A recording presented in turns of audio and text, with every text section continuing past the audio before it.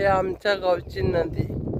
इथं माझं सोलर आता हे मी काढून हे आमचे का हे नदी पूर्ण कोरडे. यावेळेस पाणी प्याय भेटत नाही. ते पण हे नदी हे काका हे विक्रांत देवदास रावते. धन्यवाद.